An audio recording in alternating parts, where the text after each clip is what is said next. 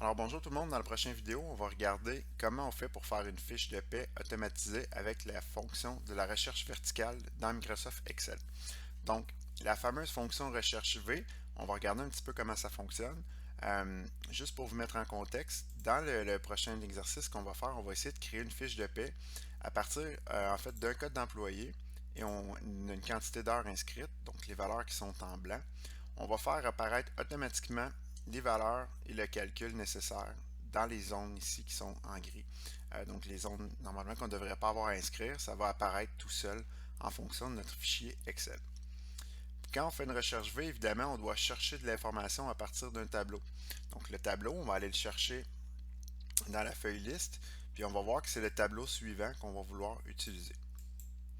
La première étape quand on fait une recherche V, c'est c'est de venir définir notre liste d'employés, donc de donner les balises du tableau dans lequel on va vouloir utiliser. Donc dans ce cas-ci, on sélectionne la plage qui contient les données qu'on veut utiliser, puis on s'en va ici dans la zone de nom, puis on vient inscrire le nom qu'on veut donner à la plage. Dans mon cas à moi, je veux l'appeler la plage tableau. Donc j'ai inscrit tableau à l'intérieur de ma zone. Lorsque c'est terminé, j'appuie sur la touche Entrée ou la touche Enter pour pouvoir enregistrer mon changement. Puis maintenant, je devrais avoir la plage de ma zone de la recherche V qui a été nommée. Faites attention par contre parce que si vous êtes lorsque vous sélectionnez votre plage, vous ne devez pas inclure le titre. Donc, il ne faut jamais inclure les titres dans vos listes parce que ça va fausser les données qui vont être présentes à l'intérieur de votre tableau. Donc, on ne doit jamais inclure le titre. On fait simplement ici mettre les valeurs comme ça, de façon en excluant toujours la zone ou la ligne qui contient les titres. Euh, vous constatez aussi probablement que j'ai mis l'idée numéro 1, donc l'employé, donc Fabrice en vert. On va y refaire référence plus tard, mais ça va être plus facile de retrouver l'information de cette façon-là quand on va vouloir le calculer. Donc, il est maintenant temps de faire notre recherche verticale. Donc, la première étape qu'on va faire, on va aller dans la zone à l'endroit où on va faire notre recherche automatisée. On va venir inscrire la touche égale pour dire que c'est un calcul mathématique. Ben, en fait, pas un calcul mathématique, mais bien un calcul, une valeur calculée qui va être à l'intérieur de ma formule. Puis on va inscrire la recherche, le nom de la fonction qui s'appelle la recherche V. On ouvre la parenthèse et pour se simplifier le travail, plutôt que de l'écrire au long ici, on va utiliser le panneau de fonctions, donc la fenêtre des fonctions, qui va m'aider grandement dans la réalisation de la fonction. Donc, ici, j'ai les différents paramètres que je vais devoir inscrire.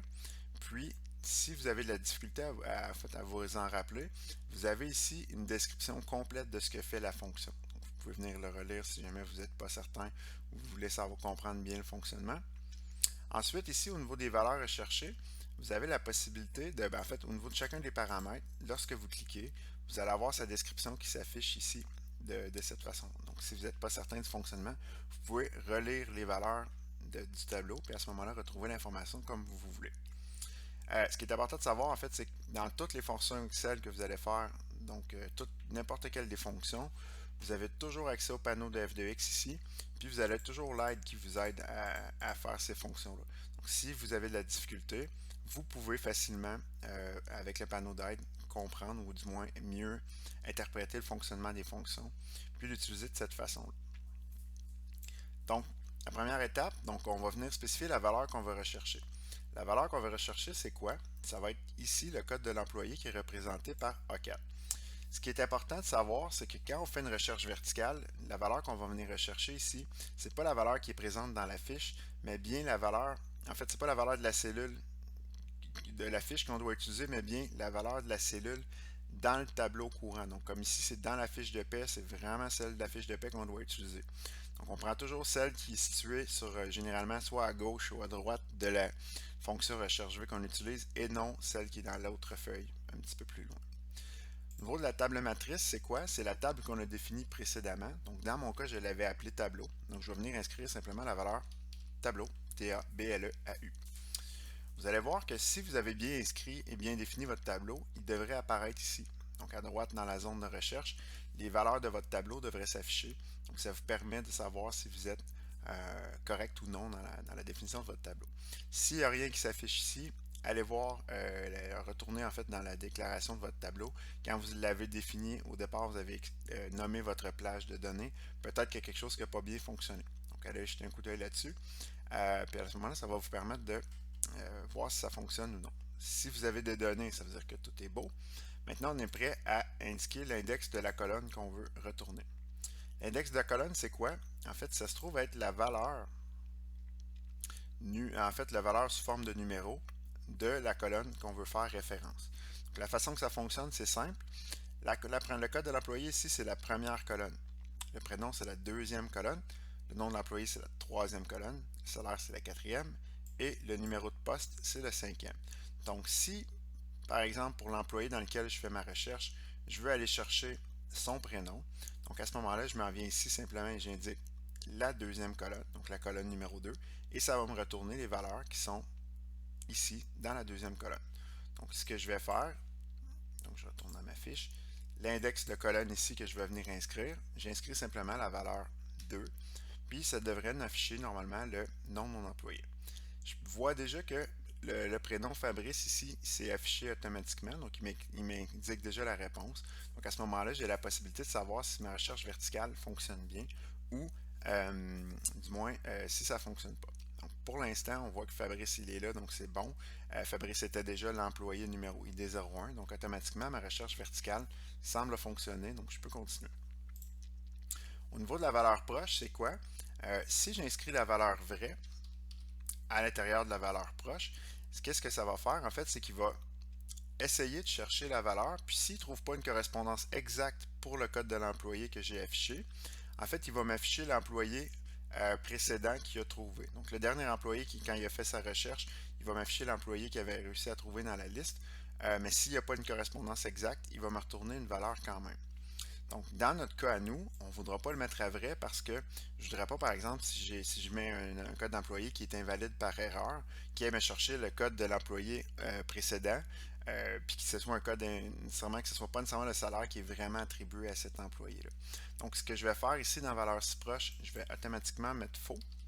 En mettant la valeur faux, en fait, ce que ça va faire, c'est que si jamais il ne trouve pas le code de l'employé dans lequel je me réfère, au lieu de m'afficher une valeur qui ressemble, ou du moins la valeur qui est la plus proche de celle que je recherche, ou du moins qui est la dernière qui a été trouvée, ce qu'il va faire, en fait, il va simplement m'afficher une erreur pour me dire l'employé que tu cherches n'existe pas.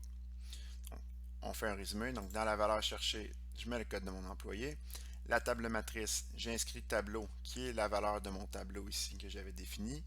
L'index de ma colonne, je mets 2. Pourquoi? Parce que je vais avoir le deuxième item dans le tableau que j'avais spécifié. Et à la valeur si proche, je ne veux pas qu'il me trouve la valeur la plus proche, mais bien je veux qu'il me trouve la valeur exacte que je recherche. Donc à ce moment-là, la valeur proche, je vais mettre faux. Puis si jamais il n'y a aucune correspondance pour l'employé que je vais avoir défini, il va m'afficher une erreur plutôt que de l'employé dans lequel on veut utiliser. Donc dans le cas qui est ici, j'ai appliqué mes changements, je vais faire OK. Puis normalement, le nom Fabrice devrait apparaître automatiquement. Vous allez voir que si je viens ici et je change l'employé pour l'employé numéro 2, automatiquement, la valeur ici de l'employé, donc le prénom de l'employé change automatiquement pour un autre employé, donc qui est l'employé numéro 2. Donc si je vais voir dans le tableau ici, l'employé numéro 2, c'est l'employé de Dave Lacourse, en fait, qui était spécifié dans la deuxième colonne. Donc à ce moment-là, je vois que ma recherche verticale, elle fonctionne. Donc j'ai la possibilité comme ça, en spécifiant un numéro d'employé, d'aller chercher des valeurs uniques de cette façon. Je vous dirais que lorsque vous avez réussi à le faire pour une colonne, pour faire les colonnes supplémentaires, c'est relativement facile. Ce qu'on fait, un coup que vous l'avez fait, vous pouvez aller en édition dans la cellule, donc vous double-cliquez à l'intérieur de la cellule qui contient votre fonction. Vous pouvez simplement copier le contenu de votre cellule.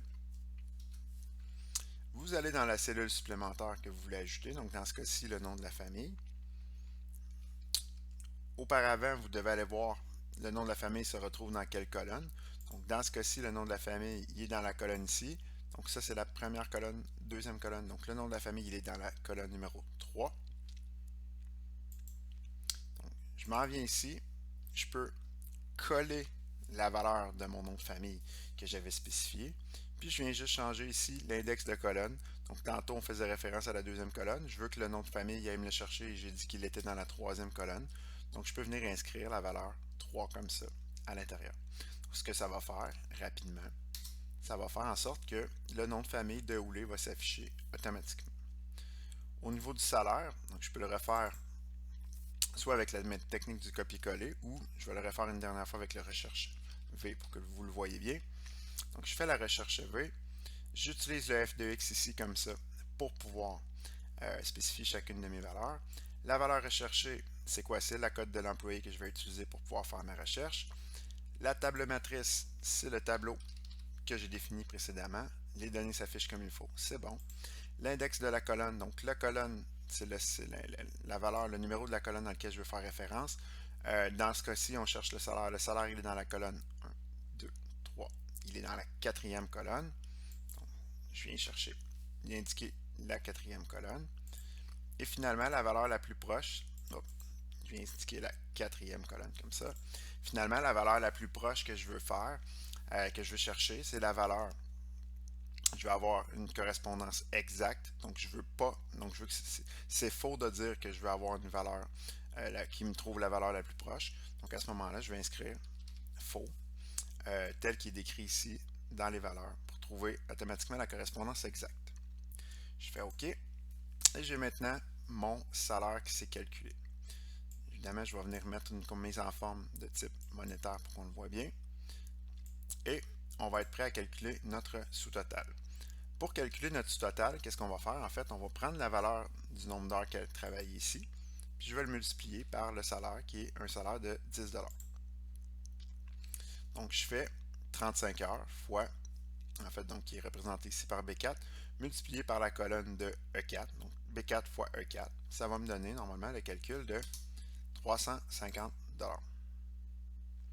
Je vais juste regarder pour le mettre en monétaire, donc 350 $ comme ça. À partir de ces informations-là, je pourrais calculer maintenant un sous-total avec la fonction somme et calculer la somme de la plage qui est en gris ici de 350 $. Si je m'en viens ici rapidement puis je change le code d'employé de Fabrice qui était de l'employé numéro 1 pour Dave qui est l'employé numéro 2, vous voyez que automatiquement le nombre d'heures travaillées reste le même. Les valeurs ici ont changé pour les nouvelles correspondances en fonction de ce qu'il a trouvé dans le tableau ici. Puis la fiche, donc le montant total a changé et les valeurs ont changé de cette façon-là. Évidemment, un coup qu'on a fait la première section de la recherche V, on peut simplement venir ici et utiliser la poignée de recopie et venir spécifier les valeurs calculées comme ça. Évidemment, ça nous donne une erreur. Donc, pour l'instant, on ne s'en souciera pas. Dans la deuxième vidéo, je vais vous montrer comment on fait pour faire une recherche conditionnelle. Mais pour l'instant, on va pouvoir utiliser notre recherche V pour pouvoir le tester. Si je veux l'essayer avec d'autres employés, je pourrais par exemple spécifier l'employé numéro 3 qui va avoir fait par exemple 20 heures comme ça. Puis on voit que l'Infizet à 30 $ de l'heure a maintenant un total de une paye en fait de 600 $. Donc pour l'instant, je vais arrêter ici. C'est la première partie du vidéo sur la recherche verticale. Dans la deuxième partie, on va regarder maintenant comment on fait pour faire une recherche conditionnelle en fait et comment on fait pour régler le problème de les non applicables qui s'affichent ici et avoir un grand total qui fonctionne bien. Donc, merci beaucoup pour votre écoute et bonne soirée.